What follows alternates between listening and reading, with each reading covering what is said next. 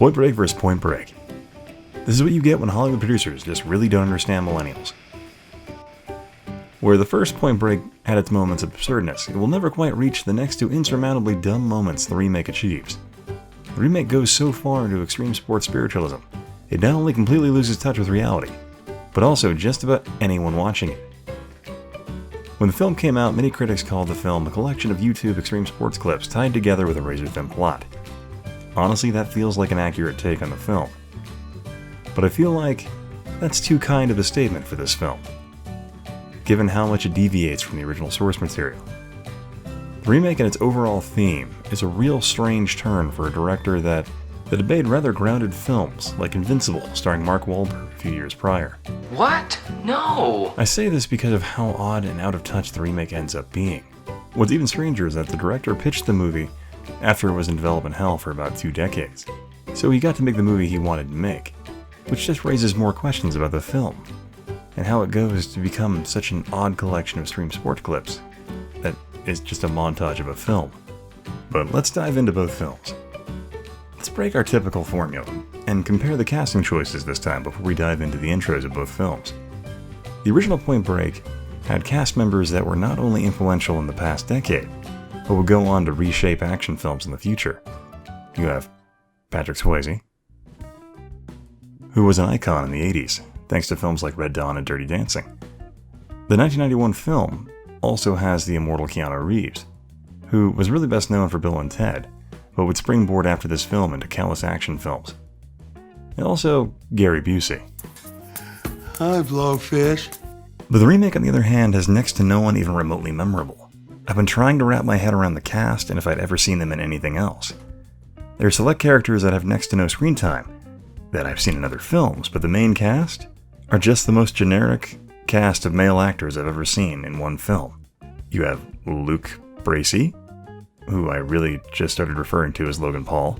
That connection will be revealed shortly. He is playing Johnny Utah in the film. The next character playing the main foil of the film, Bodhi, Edgar Ramirez. Both these actors I've never seen before. So it has that going for it already. Also, when you put Edgar Ramirez next to the actor playing Roach, when they both have facial hair and top knots, I legitimately cannot tell them apart.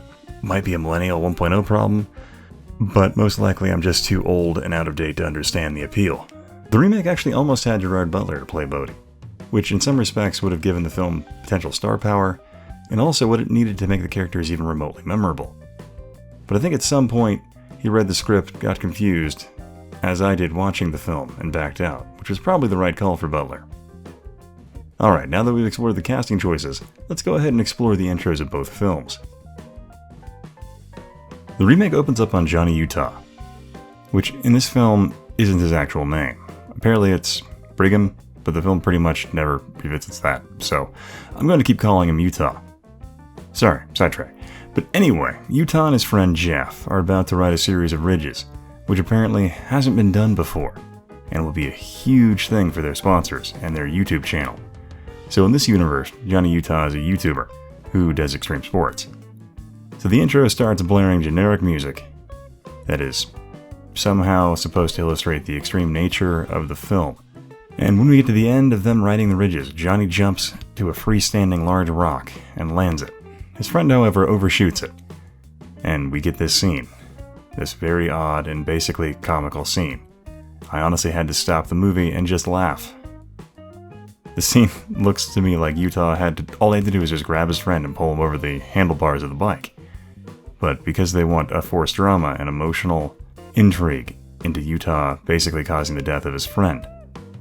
So this tragic event drives Utah to walk away from extreme sports and join the FBI.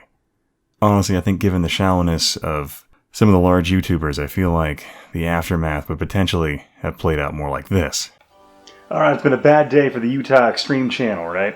I know we lost Bill and all that, but I still need all you guys to press X for respect, and make sure you guys like and subscribe, and definitely smash that subscribe button. Otherwise, Bill's death was completely in vain. Come back next time for more Utah. But back to the remake. Utah's going through some type of training montage to become an agent, which is interesting because of the enclosed obstacle course and things like that, but whatever. The original Point Break intro does this considerably differently. There's a persistent theme of waves and water going all throughout it, with a surfer on a wave and Utah sitting on the hood of his car in the rain holding a shotgun. The intro begins cutting between the surfer and Utah on the shooting range, destroying targets. Then Utah is slowly walking down a hallway in a suit at an FBI office. So already we have a drastic shift in the introduction of both films. The remake sets up the character of Utah as a YouTuber, so a fair amount of public notoriety, where the original has the famous aspect of Utah being that he's a college football player. However, that isn't revealed until later. So there is a deviation in the focus of both films at this point as well.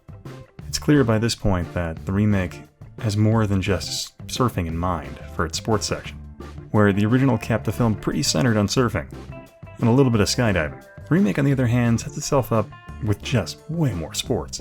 The original rode the trend that was emerging at the time when it came out, by placing itself within the realm of surfing and skydiving. Extreme sports at that time were becoming more popular at the turn of the 90s, but they hadn't quite hit mainstream, so the original had the advantage of being somewhat fresh and new when it came out.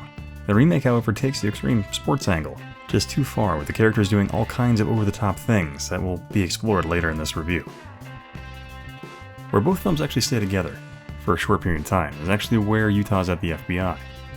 However, Utah in the remake is in the cadet program helping solve crimes, where the 1991 Utah is actually a full-fledged agent working at the bank robbery division in LA. But even this sequence is approached drastically different. Because the 1991 Utah works in the bank robbery division, he finds out about bank robbers who wear masks of US presidents while they rob banks. They're never greedy and only hit the tills, and are out of the bank in under 90 seconds, making it really hard to get a lead on the robbers. The only person with a hunch in the 1991 film is Gary Busey, who thinks their robbers might be a group of surfers based on the type of wax found at one of the crime scenes, which honestly is a fun way of putting a whodunit mystery into a film. The remake does this sequence of events rather differently, with Utah and his other cadets being shown footage of motorcyclists wearing helmets with presidents' faces drawn on them. The faces on the helmets is never revisited and completely thrown away after this point in the remake, so the iconic nature of that in the original is completely lost in the remake. Sorry to get sidetracked, but Utah watches them rob a diamond company and parachute from high up in the building. The robbers ditch the diamonds over Mumbai, not keeping any of it, so the next event is a robbery that takes place in the back of a cargo plane in Mexico, carrying a ton of physical cash on pallets. The robbers push the cash out of the plane, then break up the pallets over rural Mexico, then skydiving into a vertical opening in the earth, which is how the 2015 Utah figures out what the robbers are doing. So at this point, the 2015 film basically goes completely off the rails. After this point, only select plot points kind of link back up with the original.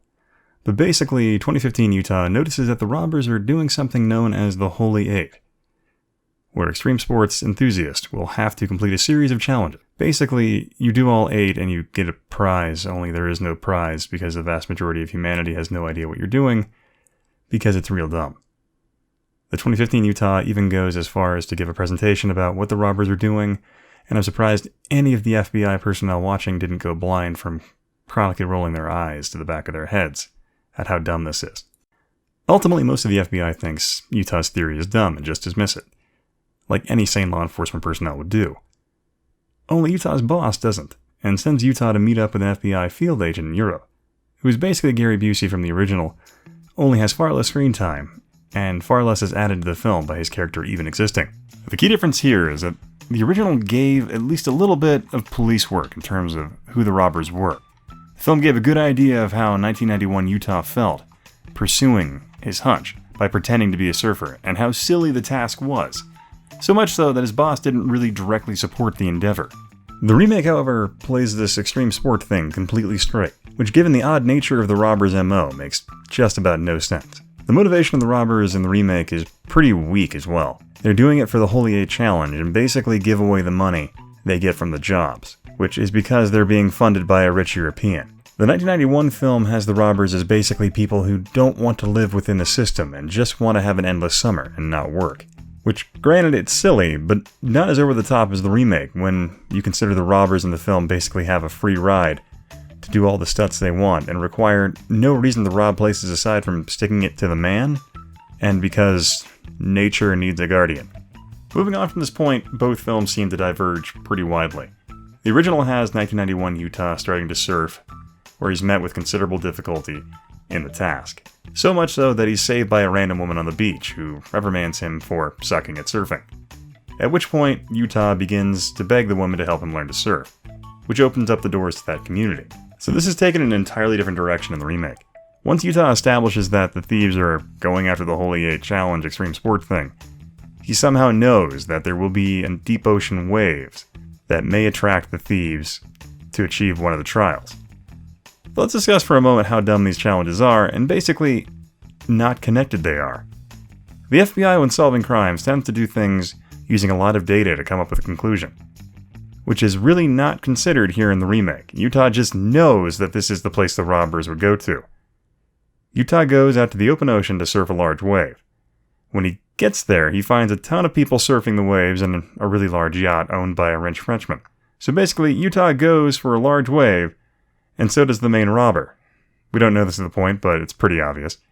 Utah fails because he's bad at surfing, but knows how to do it because he's an extreme sports guy. Anyway, he falls into the water and slowly starts to get sucked under, and that fades to black. He then wakes up with Bodhi standing over him. We don't know Bodhi is the robber at this point, but because the film really lacks the ability to do reveals, it's pretty obvious. So it's really not a surprise at all when the guys he finds there are the thieves. Basically, Utah gets an in with these guys because he's a former YouTube extreme sports star. Only the thieves initially don't let him tag along, because they have an entire scene dedicated to an underground fight ring where he has to earn their trust and gets an in by getting his face pummeled in. But yeah, what slowly starts to drive me nuts about the remake is their motivations for their actions make literally no sense. Bodhi and his crew are fully funded by a rich Frenchman who enjoys their extreme sports. So they basically have a free ride, only for some reason they're not happy and have to rob companies and give back to the earth by committing these crimes for whatever reason. The 1991 film handles this much better, because it basically takes its time with the reveal of the bank robbers. It actually gives the audience a bit of whodunit. It brings a bit of doubt into establishing who Utah thinks the robbers are, and it's a clever approach to keep the story flowing with how Utah can't actually trust people. Utah in the original uses his new female friend as an in to hang out with the surfer community, and it opens up doors he wouldn't normally have. And he runs into two different groups of surfers that one or the other could be the robbers, but he's not sure which one it is. He meets Bodhi and gets a bit of an in because Bodhi is a college football fan and knows Utah from that. Granted, it's a bit of a stretch, but not as over the top as a YouTube star joining the FBI. So Utah in the original slowly gets access to the group by surfing with them. In the remake, Utah, however, just kind of shows up and stalks the robbers like a crazy person. And then they just let him in because they either feel guilty for him or, I don't know, it's just kind of where it goes. So by this point in the remake, I was completely disconnected from the characters and what was going on. It became very clear that the remake wasn't about telling the story of the characters, but the challenges that people had to undertake to achieve the Holy 8. Which honestly, to me, just seems like if the filmmakers wanted to shoot footage of extreme sports. So making the comparison back to the original is difficult because the remake decides to do basically whatever it wants. Let's discuss how the remake handles the cast of robbers and how it eventually gets rid of them. Basically, the remake, instead of trying to build up these characters and have a relationship with each other, it establishes early on that the 8 challenges are more important than anything, even their lives. So when they go down a mountain and one of the group basically goes off a cliff and dies, it's played off as he made his choice and died trying to pursue basically what he loved. So the film, in a way, is trying to free Utah of getting his friend killed by stating he followed his own path. But yeah. So basically the robbers start getting knocked off one by one during the different challenges. It's almost comedic. And if they wanted the remake to be a comedy instead of an action film, it makes sense. It's almost like a less funny version of the film Hot Rod. But the remake just doesn't understand tension when it comes to these sport shots, or even the shootout with the robbers, when they actually do finally rob a bank, for whatever reason. Which that whole sequence is just trying to take inspiration from the original, but it just comes off as forgettable and weak, unfortunately. The original took the bank robbing sequences to a high intensity, especially when Utah figures out who the robbers are, and tries to stop them. Here's something that the original excels at. Also, to add to that, the president masks are a great tool in the film, especially the one worn by Patrick Swayze, because it highlights his eyes and it's a great visual contrast in the film, which the remake completely loses, because it ditched that iconic item from the original film. And even the ones they use in the remake were just painted on motorcycle helmets, so the chances of using them for any type of drama or tension completely lost. The mask plays great to this sequence that follows 1991 Utah's attempt at stopping the robbery. The chase that results in the film is possibly one of the best foot chases ever put to celluloid. Something that was substantially different between the remake and the original is the level of violence in both. The remake is very watered down with next to no fighting that would merit it even being over a PG rating. The original, on the other hand, has some very intense moments. The raid that occurs when 1991 Utah raids a house that they suspect of being the robbers, but turns out it's just drug dealers, has some seriously intense fights in it. Pretty much nothing in the remake even comes close to matching that. The remake offers what it tries to tell you as extreme sports, but they're honestly too clean and smooth to offer anything even close to what the fight scenes in the original offer. So the original, in short, does these great fights and chases that really make the outlandish nature of the story worth it, where the remake is just kind of a disconnected mess that seems like you're watching random YouTube clips. That iconic moment that the original gives Utah is when he hurts his knee while chasing Bodhi and can't keep chasing him, but he has a moment to end it by shooting him. However, this famous scene where he fires his gun in the air, there are a few ways to interpret this. Many other films have taken this scene as Utah feeling a friendship to Bodhi because by this point he knew it was him and he didn't want to kill him. However, I've always seen this scene as him questioning whether he wanted to stay in the FBI, and did he really want to shoot an unarmed man in the back. Also, at this point, it's not entirely clear if Utah knows who exactly of Bodhi's crew it is. Again, this ties back to how good the President masks look in the film. The mask that Patrick Swayze wears has a great focus on the eyes, and it looks great in every scene it's in. The remake does this scene a bit differently. Utah's motivations in the remake are kinda odd. At this point, Bodhi has basically tried to kill an entire convoy of miners, because of one of the Earth challenges he's trying to do, which is making me think he's some kind of fanatic. But honestly, he's not an eco-fanatic because almost nothing he does is about conservation. It's just about fulfilling these challenges, which in the grand scheme of things really doesn't help anything. But, sorry, sidetracked again. Anyway, Utah chases Bodhi through the woods on a dirt bike, and they repeat the scene. Only, it's just like they're forcing this connection between Bodhi and Utah. Honestly, it falls pretty short, because there's an entire conversation he has with the Gary Busey-like character in the remake, where he's like, no, don't connect with these people, don't get in with them, because somehow the extreme sports they're doing are so alluring that it's going to draw Utah away from the FBI. But yeah, that's where that's going.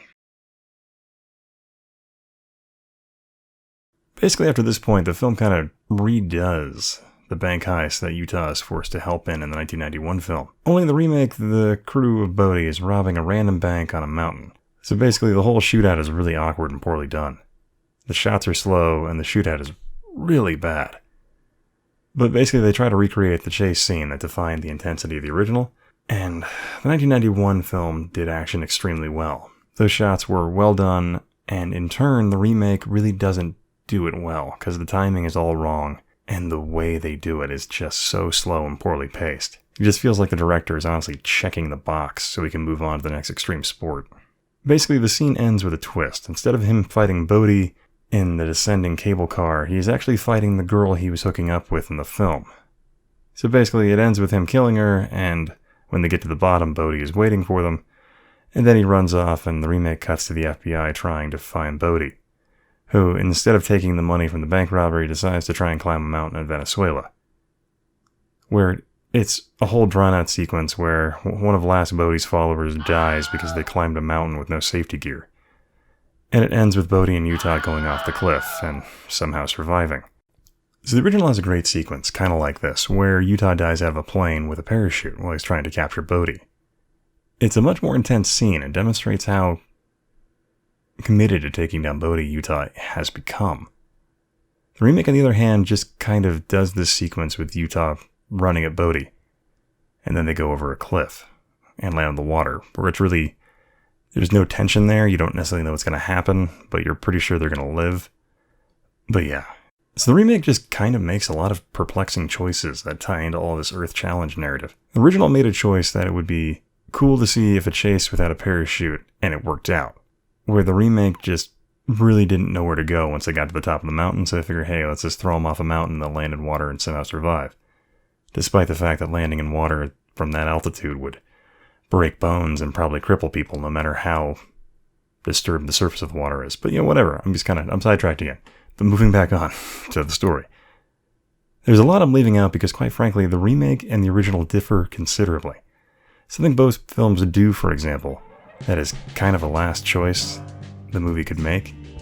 So the end of the original shows Utah chasing Bodhi to Australia, where Bodhi is waiting for a super wave. And Utah lets him go after the wave, and it clearly kills him, and then Utah throws his badge away, because he decides that being in the FBI isn't the life he wants anymore. The remake goes to the Central Atlantic, where Bodhi is waiting for a large wave that Utah basically took from him in the beginning of the film. Utah flies out in a Black Hawk looking like someone from Metal Gear Solid, where Utah lets Bodhi know that the wave is coming and that Bodhi will die if he tries to get on the wave, but yeah. Bodhi does it, and then Utah gets back on the chopper and basically continues with the FBI. And that's kind of the way the story goes. So none of those really interesting be out of the system but go into the system type narratives. Which these endings felt to me like a reflection on Gen X and millennial states of mind, where Gen Xers tend to reject mainstream and go on their own path, at least during their youth. The remake, on the other hand, seems to boil down millennials into walking stereotypes of extreme sports, and I'm not sure what else to call the Earth Challenge thing, Gaiaism? But the film would try to make you relate to Utah by making him stay in the FBI, despite the fact I doubt he'll ever solve another crime, because I don't think his extreme sport niche will really fall into terrorism again. But basically, the remake doesn't seem to understand much in terms of generations of people and the things that define popular culture and their worldview, or what general audiences would consider watchable. So both films are drastically different, and the remake really doesn't work on many levels. The original, although having a kind of silly premise with surfers and bank robbers, still works because it makes the characters somewhat relatable and gives them something interesting to do and lets you invest in them. The remake doesn't accomplish many of these things, and it was honestly a chore to watch. But thank you for watching. I hope you had a great day, evening, or night. Bye. Hey, thanks again for watching. If you like this content, feel free to check out my website, Historicnerd.com, or if you want to bug me directly, feel free to talk to me on Twitter, @Historicnerd. But really up to you, I'm kind of open, But anyway, thanks for watching. Bye.